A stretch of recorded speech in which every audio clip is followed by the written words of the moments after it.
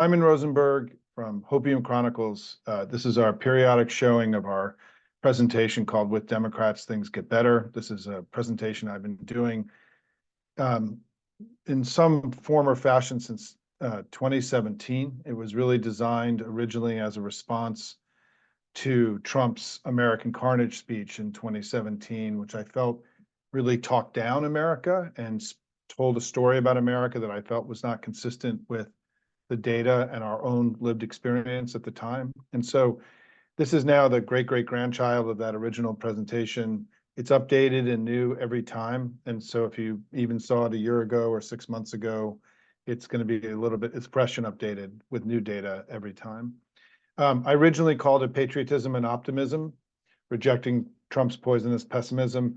And in many ways, this presentation became the foundation of what became Hopium, and is very critical to understanding my whole worldview about where we are as a country and as a party, and the work that we do together at Hopium Chronicles. So thank you for being, part of all this. Our presentation today starts in 1989, when the Cold War ended and a new era began. Doesn't even really have a name. We called it the post-Cold War era. I call it the age of globalization. And when what happened in 1989 is that when communism fell, we had the opportunity to complete the job that FDR began in the 1940s, which is to try to stitch the world all together around one global system around American values of freedom and opportunity. And so much has changed during this period since 1989. This is just my list here. You can read it quickly. But we all know that the world has gone through extraordinary change. The most important is what Fareed Zakaria called the rise of the rest. And also in recent years, the challenge of Russia and China and Iran and other countries to this global system that we worked so hard after the Cold War ended to stitch everybody together, that we're in a time of conflict now and attacks on this global system that America imagined and built starting in the 1940s.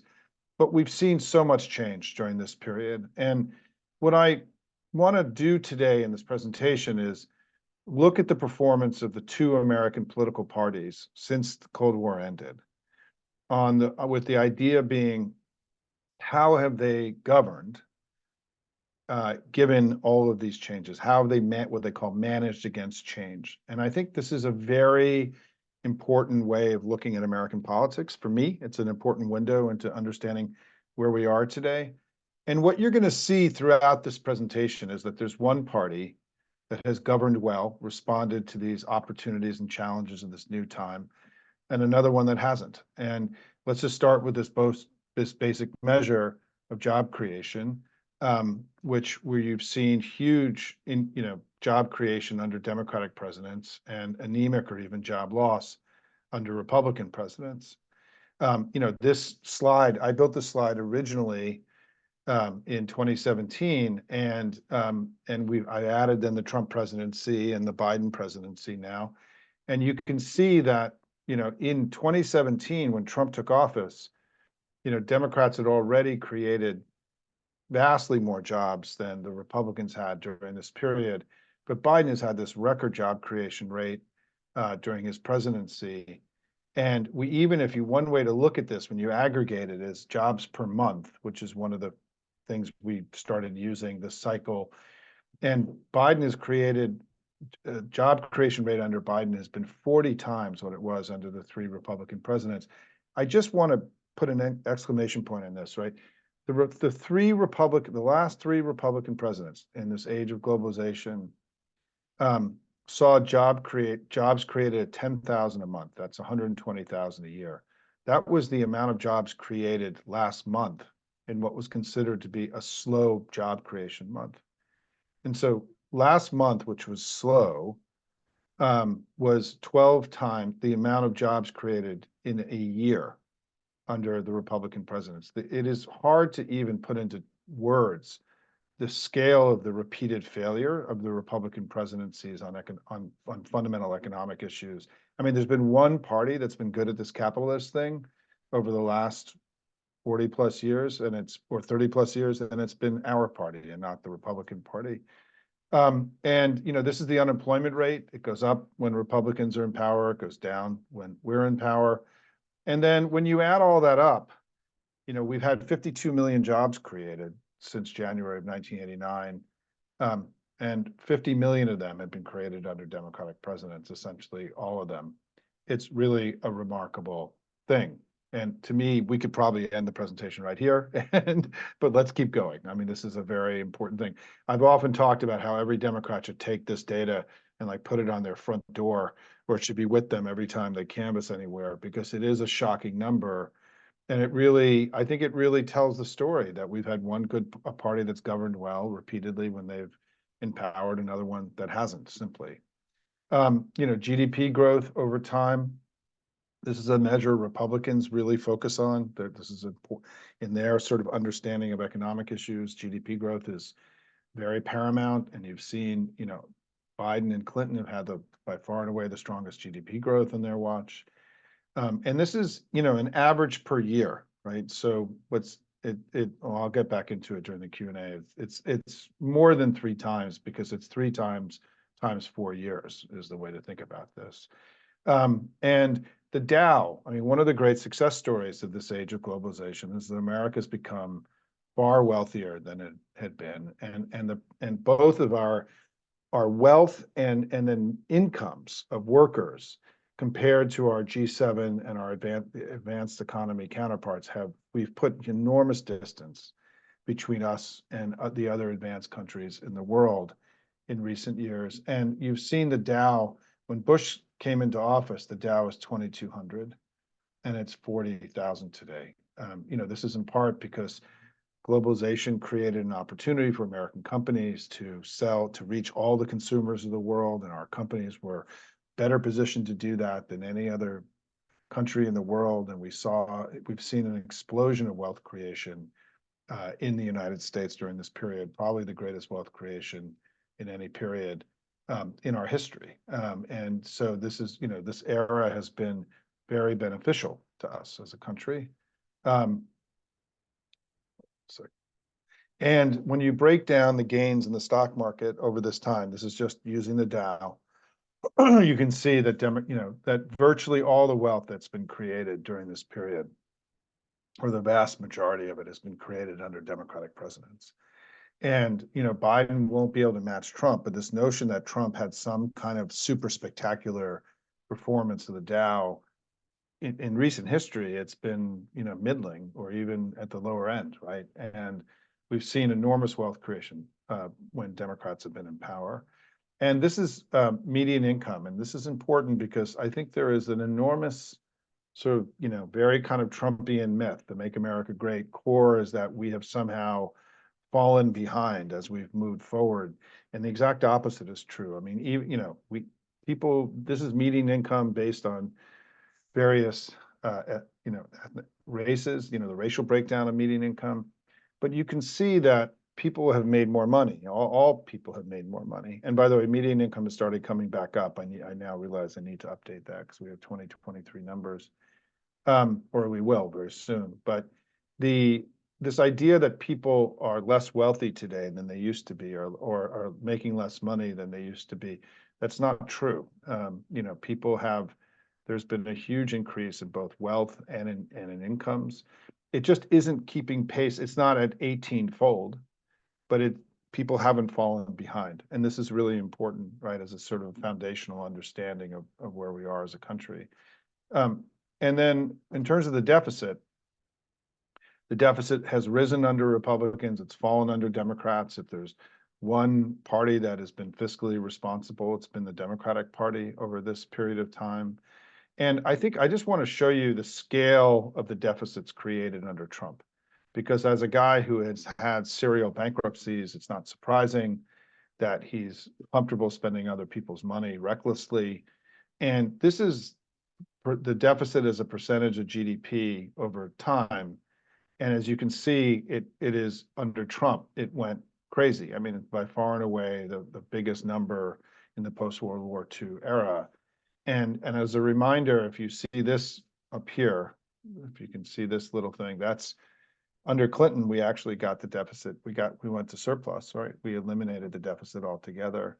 And then it was Bush who took the surplus that he inherited and turned it, another trust funder, right? And turned it into a huge deficit. So, we have consistently gotten the deficit smaller. They've continually made it bigger. And one of the things that is so incredible that we've seen over the last 2 years is the fundamental argument that MAGA has been making is that we shouldn't be spending money in Ukraine, stop it, stop it, stop it, Democrats, we should be spending it here at home. And then, we're like, hey, yeah, sure. I mean, we just passed the three biggest domestic investment bills in many decades. We agree with we should be spending it here at home. And of course, their response to that is to cut all of that, right? So, I mean, one of the themes of my writing and my work is that the Republican Party is economically illiterate, which is one of the reasons why they've continually seen the economy do so poorly, because their basic strategy towards the economy, which is to cut taxes for wealthy people and to spend less than everybody else, tax and spend, it's a social policy. It's not an economic or fiscal policy. Companies don't grow by cutting. And I think that what we have to recognize is that so much of this is based on Southern strategy, this sort of exploitation of racial fear, and that when you take this social policy, this sort of soft white supremacy, and you try to apply it into this vast thing called the American economy, it continually fails to produce the results that they anticipated, because it really isn't about economics. It's about something else, right? And so let's go do a deep dive into the Biden record. We've seen the GDP growth here since the pandemic has been far higher than any other advanced economy in the world. Significantly so, by the way. We've even got more recent numbers showing this even bigger. We've had the best job market since the 1960s. It's been easier to find a job in recent years than any time in America since the 1960s. We saw the Wall Street Journal just recently had this survey of economists who said in the United States, the US economy is the envy of the world, right? Because of our performance relative to many of the other big economies. We're also in the midst of an historic startup boom. That I think all of us are still trying to get a real handle on this, and whether this is remote work and Zoom that has contributed to sort of a sense of entrepreneurship and new business formation. We're seeing highly elevated levels of new business formation in the United States. So exciting, because the bigger the base of businesses, the more businesses that will emerge, that will power us in the decades to come. We've seen we are more energy independent today than we've been in many, many decades. America produced more oil last year than any country had ever produced in the history of the world. We also produce more renewables than we'd ever had before. We're taking control of our energy destiny. And we're seeing just historic advances in every type of renewable here and around the world. It's incredibly exciting. We're moving with this Joe Biden. One of his greatest legacies will be that he's dramatically accelerated the energy transition so necessary to prevent the planet from warming, something that Donald Trump has promised to reverse if he's in power. We've seen this huge explosion of construction and manufacturing that will be creating plants and jobs and opportunity for American workers for decades to come. This is a direct result of our policies. This is what I was saying earlier about new business formation. We're seeing very, very elevated levels now of new business formation over a long period of time. This is incredibly encouraging stuff. We also have the lowest uninsured rate today that we've ever had in American history. Fewer people are without access to quality, affordable care than any time in American history. And we also know, I realize I didn't update this one. I updated everything else. I forgot to update this one. It hasn't changed all that much. It's only come down a little bit.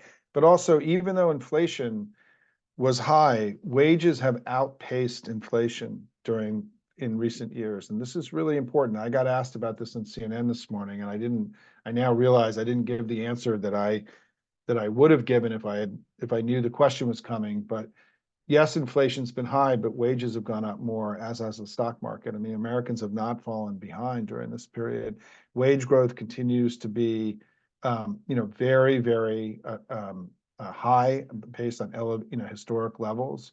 And we've seen, because the stock market has boomed so much, and because people have been employed, and which means they didn't have job loss and they weren't paying down on their savings and so on, that we've seen a huge explosion of wealth in America in a typical family. I mean, look at these gains for a typical family in their median wealth, right? These are huge increases in recent years, and people who are young have seen the biggest gains. And so again, this kind of basic argument that Americans have fallen behind, they're struggling, I mean, it just isn't true, right? Compared to, yes, we can do better and we need to do more, and that's part of what the vice president is doing today in North Carolina.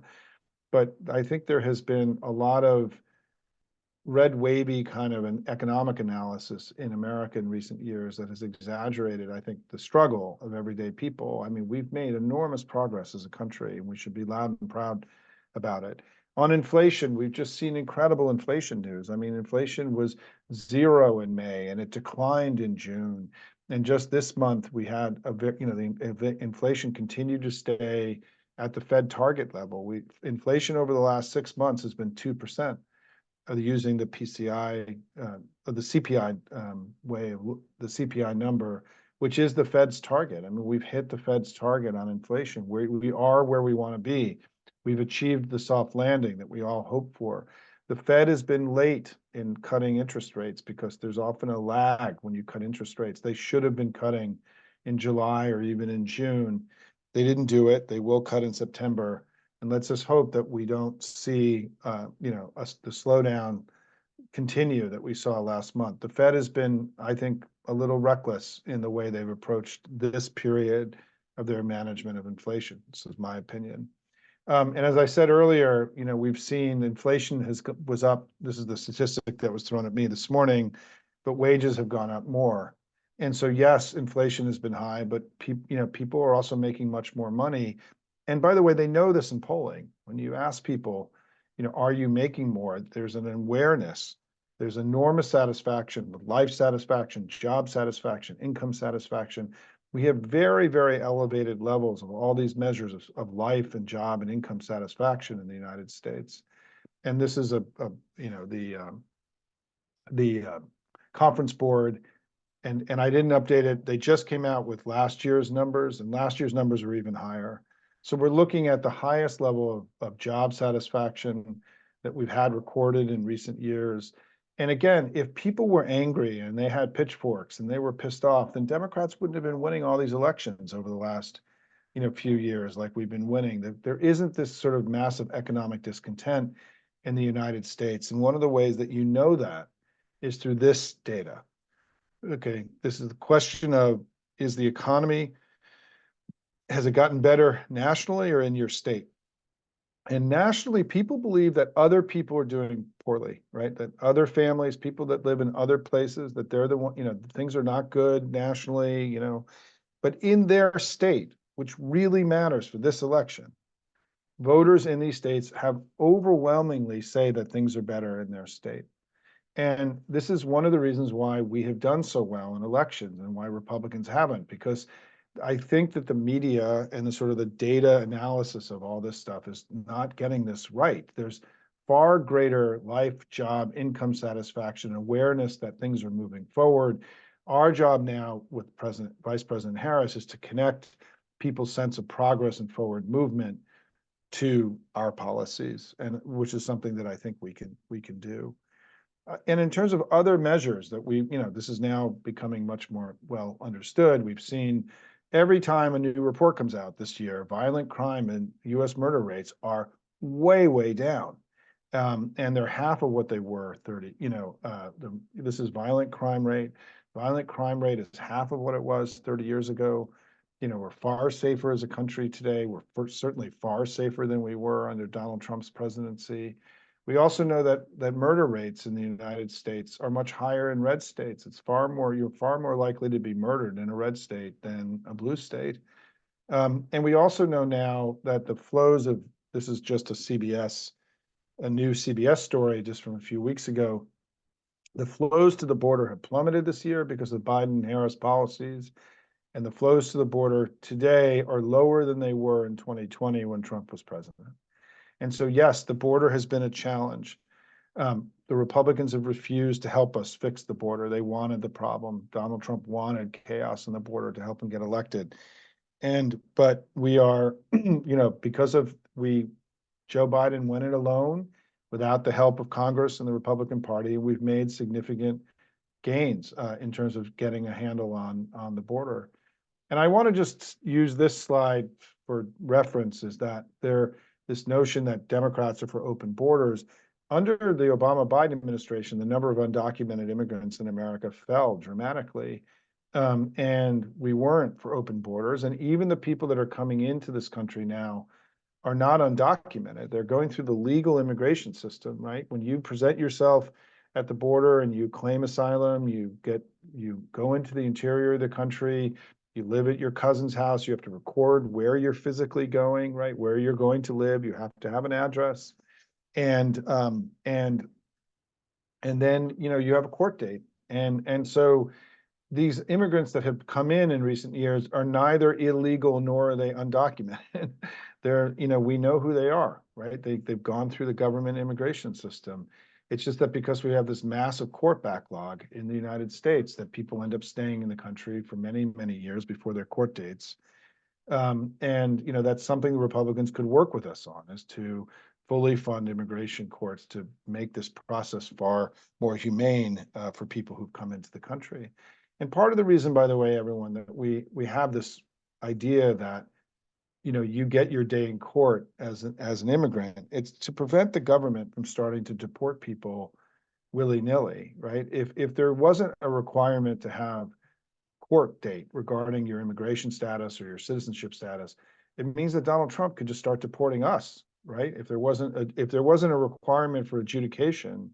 So this issue of the requirement for adjudication is a huge backstop against despots and autocrats, and we have to understand it that way, particularly given what we've seen in recent years. So Joe Biden's been a really good president, everybody, and the country is far better off today. And Kamala Harris has a very strong record to run on. And it's a reason why I think we're going to win, because things are really better in America today. And they're better in America today because of the immigrants that have come in, not despite of them. I mean, all these things that are going right are happening at a time when immigration is also at very elevated historic levels. And I think we have to recognize that Donald Trump's fundamental argument that all these immigrants have made the country worse is exactly wrong, right? Immigrants have made things far better. We're stronger today than we were 30 years ago because of immigrants, not in spite of them. And Democrats should be leaning into this with everything we got. We also know that people in our party are very open to globalization and migration. I'm going to go through this a little bit quicker because I've taken a little bit long. I've aired it out a little bit today. So by many measures today, life is better than it's been in a long time. And by many measures, life may be better in America today, with the exception of life expectancy, which is something I've written about a lot. By virtually every measure, things are better in America today than they've ever been. And this idea that we are in some kind of structural decline is just Trumpian fantasy, right? So we've not just been successful at governing, we've been successful in politics too, right? We've won more votes out of 7 out of the 8 last elections, the best popular vote run of a political party in American history. In 2022 and 2023, we had enormous wins all across the country, despite being the party in power. Parties in power usually lose seats. We've been gaining seats and gaining ground, really, really strong, performances all across the country. We're going to have another one in November. And we've seen, in party ID, this is party ID. Are you a Democrat, Republican? There have been more Democrats in America over this period of time. It's not 50-50. The country isn't 50-50. And in fact, did I miss one? Oh, okay, I'll get to it. And also, if I'm right, by the way, that since 1989, things have been better, then people who came of political age should view the two parties differently, right? Bad Republican presidents, good Democratic presidents, they should see the two parties differently. And they do. Younger Americans, people under 45, are much more Democratic than they are Republican. And it has now become a structural advantage for us. And I think it has to do with lived experience, right? People have lived with bad Republican presidents and good Democratic presidents. And those people who grew up, who are younger, that didn't grow up with Reagan and all the stuff that came before, view the Democrats far more favorably than they do Republicans.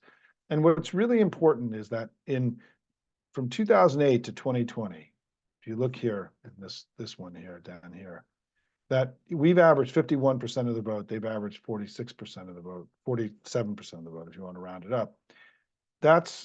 So we're a center-left country, folks, right? This is not a 50-50 country. It leans Democrat, it leans center-left. And also that 51% is the best showing that we've had as a party since FDR's 4 elections in the 1930s and 1940s. We're strong, everybody. The Democratic Party is strong. We've got the torches being passed to a new generation who are very capable and able. We're part of a very strong and successful thing. We are the strongest and most successful center-left political party in the developed world. And, we are part of something that is putting points on the board every day for the American people. And then I'm just going to go through this very quickly. Despite all the success that I just went through, voters still have, up until the last few weeks, given Republicans better marks in the economy than Democrats. It is really one of the most extraordinary distortions of reality, right? This is like sky is red, sky is blue kind of stuff. During the 2020 election, we won this election because we won COVID voters 3-1. But on the voters who said the economy and jobs was their number one issue, Trump beat Biden by 62 points in 2020. Joe Biden did not make a deep economic connection with voters in the 2020 election. And also in this exit polling, we see that on this basic question, who's better able to handle the economy? When the economy was in free fall, we were in a terrible recession, Trump still beat Biden, 51-39. And this data has played out all through the administration. I realize now that my next slide should be that in the FT this week, in their poll, Kamala Harris was beating Trump on the economy by 1 point. And it's the first time that our candidate or our leader has been beating Trump on the economy since Trump left office in 2020. It's a sea change. It's something that I have argued is essential for us to have the kind of election that we want to have. And we're there today, and it will be in the next time I present this. So I'm going to skip all through this. So let me just make some thought. Let me leave you with some thoughts about all this data and where we are. 80 years ago, in a speech in front of the Congress in January of 1941, FDR gave what is probably the most important speech ever given in American English, most important political speech ever given in American English, which is a speech that laid out that he wanted to build a world not on dominion and control and autocracy, but around freedom. And at this moment, our freedom became the foundational value of the Democratic Party. And he wrote himself on a yellow legal pad, these 4 freedoms in their speech prep, getting ready for this. These are written down by FDR himself. He came up with this formula himself. Freedom of speech, freedom of worship, freedom from want, freedom from fear. My favorite of those is the freedom from want. I think that's such an incredible way of looking at our economic conversation. And he set something in motion that became historically extraordinary, important, powerful. These 4 freedoms, right, became the basis of the Atlantic Charter negotiated between FDR and Churchill in 1941 that created the alliance that won World War II. They became the basis of the United Nations Charter, which created an international law that no one country could have dominion over another. And FDR forced the European powers to release their colonial holdings in order to create a world of sovereign nations where one nation didn't have control over another. In 1948, these 4 freedoms became the basis of the Universal Declaration of Human Rights, negotiated in part by Eleanor Roosevelt, which created an international law for the first time in understanding that human beings had rights, not just nations. and that we have these fundamental inalienable rights in the world. And so these four freedoms became the basis of the entire modern world that we live in today. And that those four freedoms, it created the foundation of the world based on freedom and not dominion and control over one another, a man over a woman or a country over another, right? Or one religion over another. This idea that the world was based on freedom. And as you know, Kamala Harris, in her very first video, you know, leaned into freedom as sort of her basic, way she's describing this current moment, reaffirming our commitment as a party to the freedom side of this freedom versus dominion struggle, because MAGA and China and Iran and Russia want to restore, or let me get to that in a second, I'm jumping ahead, and that this world that FDR imagined, we're now 80 years into this world that he imagined, NATO, the world of NATO and the Four Freedoms and Pax Americana. And what that world has done is that it's ushered in a golden age in human history. There's never been a better time than to be alive than during this last 80 years. More people have lived under democracy in this period than any time in human history. Life expectancy has exploded from 45 years to now even beyond 71 years here. We've seen global literacy triple, meaning that more people have the capacity to do than ever before in human history, to pursue their dreams, to contribute to society, to feed their families by being just basically literate. And we've also seen a huge decline in extreme poverty in America, despite a huge increase in population. There's never been a better time to be alive in all of human history than there's been during these 80 years. And what's important for us as Democrats to recognize is that we did that. The Democratic Party of the United States did that. We built this world of freedom and opportunity and unprecedented this golden age in human history. And because of that, I really believe the Democratic Party has done more good for more people than any other organized political force, perhaps in all of human history. And so we need to be loud and proud about this as we get ready to go summon that energy that we all need to go win this election. I hope that this presentation is an inspiration to you to summon, to pull on, to recognize that we are part of this extraordinarily noble enterprise going back over a long period of time. And it's important that we live in this place of our extraordinary legacy. We are the children of this. We've inherited this legacy, and it's up to us to make sure that this golden age that we have inherited here and the people of the world have inherited doesn't slip away from us, and which is really what this election is all about. I mean, look at our track record over these many years. It's incredible what we have done. And there's been one political party that continues to put points on the board for the American people and create opportunities and freedoms for all of us, and another party that is now wants to take it all away. And that's really what this election is fundamentally about. I mean, look at their record. I mean, I didn't used to have this slide because I used to just say that Republicans had let us down, but now it's become far worse than that, right? That they are now becoming a menace, that they are becoming an anti-freedom, an illiberal force that could that has already effectively stripped our freedoms away from half the population of the United States. And so they've not just let us down and failed to move the country forward.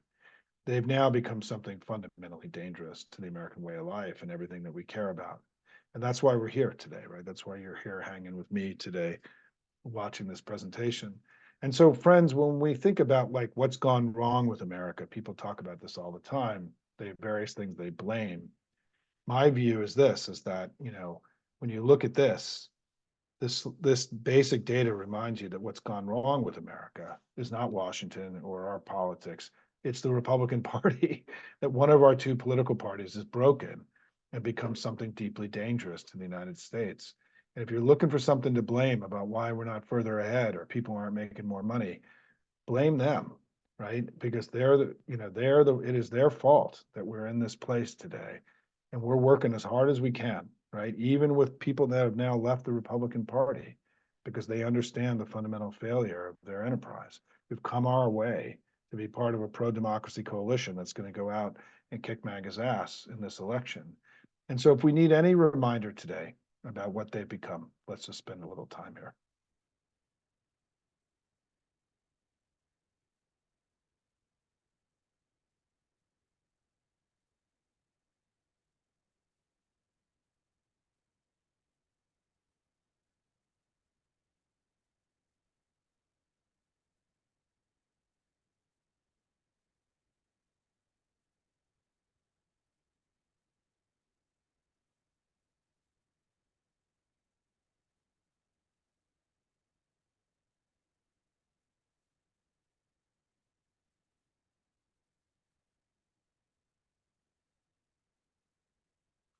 Friends, join me in being loud and proud about this remarkable party that we're part of. Share this presentation with others. Continue to hang out with me at Hopium every day. And I want to just end by saying, listen, our party, folks, we've been called. Democrats were called to defend freedom and democracy once before. We're being called again. And part of the reason I'm so optimistic that we're going to win is that millions of Americans are answering that call. All of you are answering that call.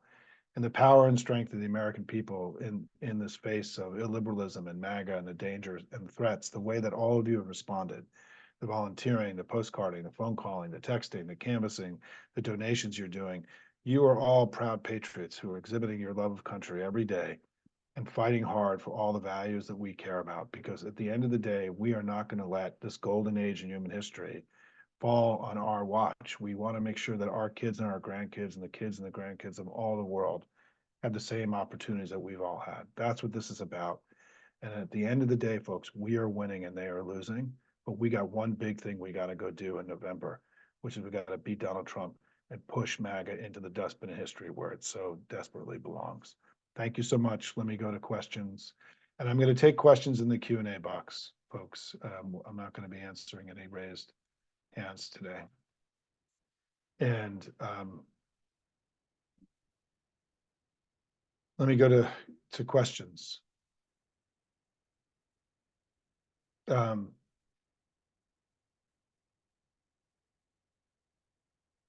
I don't answer questions from anonymous folks, by the way. If you want to jump in here, you gotta be.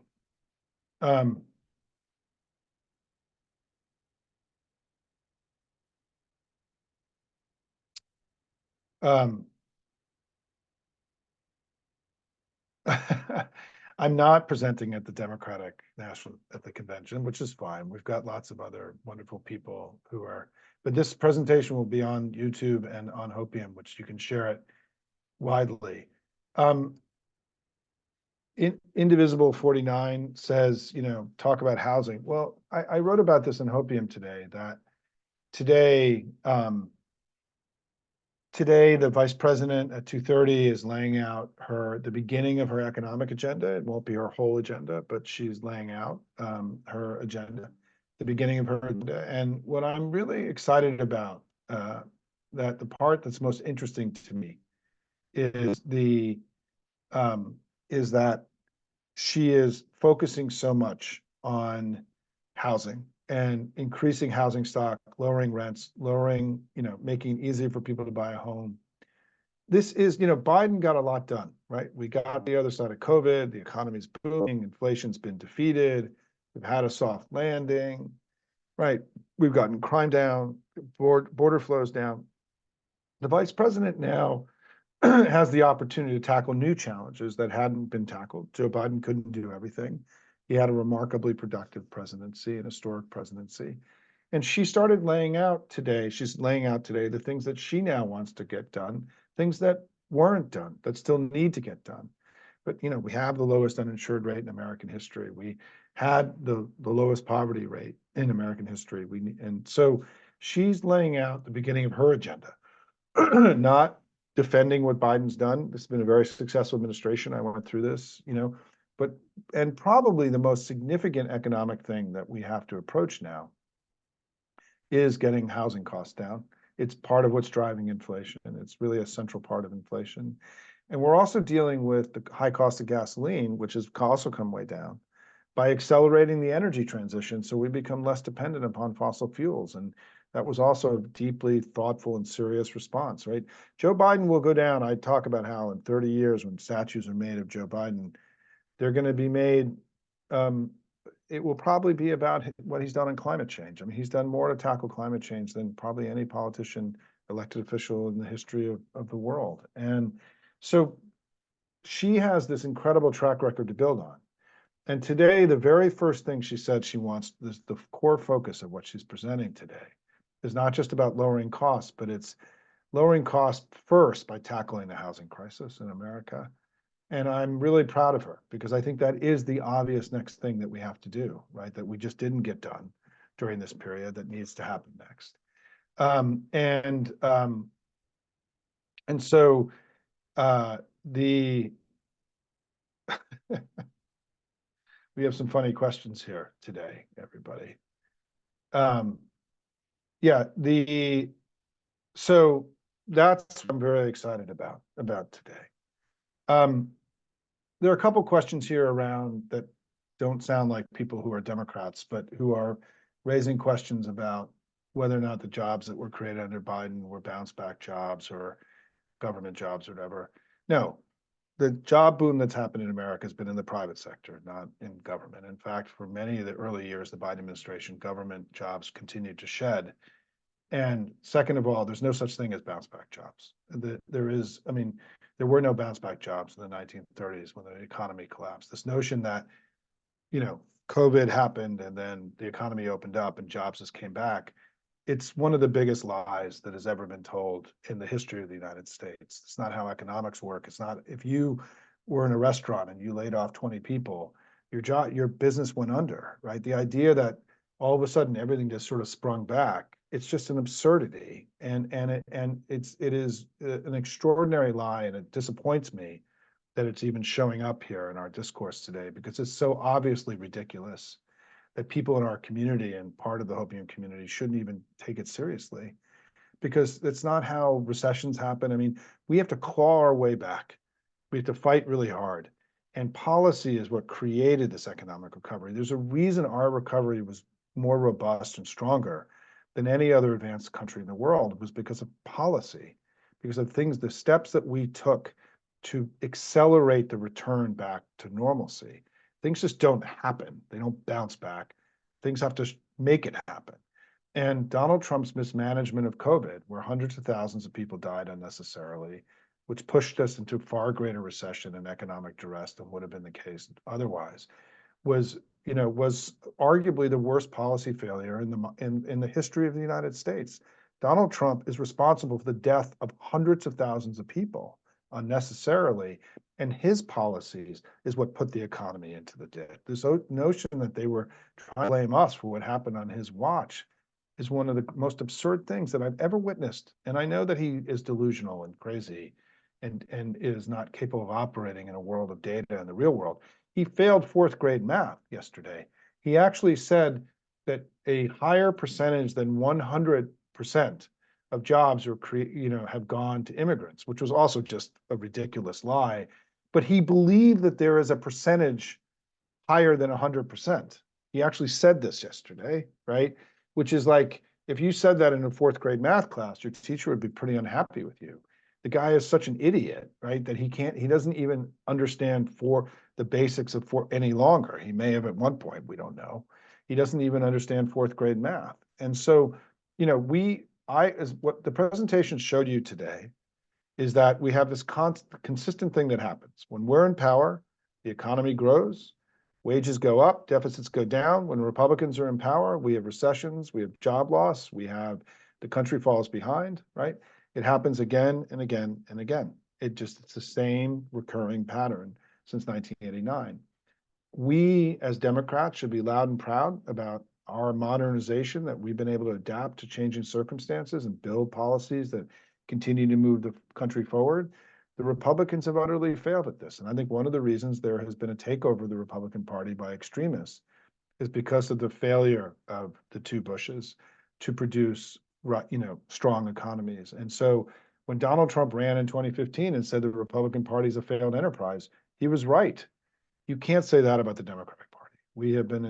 Our performance when in power, our performance over the last 80 years, domestically and internationally, has been exemplary. And we're part of, one of the most powerful forces for good that's ever been in all of human history, something no Republican can possibly say about their party.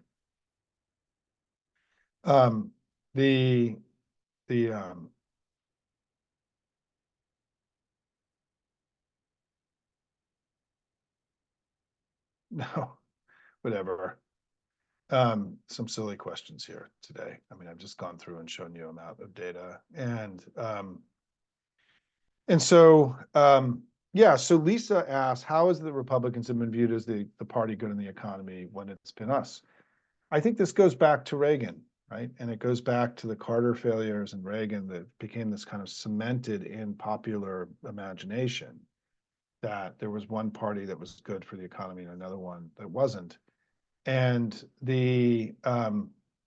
and we have to cut against that. I mean, part of the reason I do this presentation is to help Democrats understand that that's not true. And what we can do is, rather than being angry at the media, we can share this information with other people. I don't release the deck, by the way. The deck isn't released, but many of those charts and graphs that you've seen today show up in my Hopium work every day. I mean, many of these things are part of Hopium. So if you want people to live in this discussion, they can watch the deck and they can subscribe to Hopium. It's free. But I learned early on that when I give the deck away, people just take all the data and they use it for themselves. And in fact, which is, so if you want to get connected to these arguments, subscribe to Hopium. It's free. Watch this presentation, share it with others. And we have this conversation every day in Hopium, right? I've been writing about the economy all week and presenting new data, new facts, new things, right, all the time. Because this is an ongoing story. But this is what I try to do in this presentation, is tell a big story about modern American history that is not the conventional wisdom of what's happened, but it's also is what happened. It is true. And everything I went through today is true. Sky is blue kind of true, not Trump sky is red kind of stuff every day.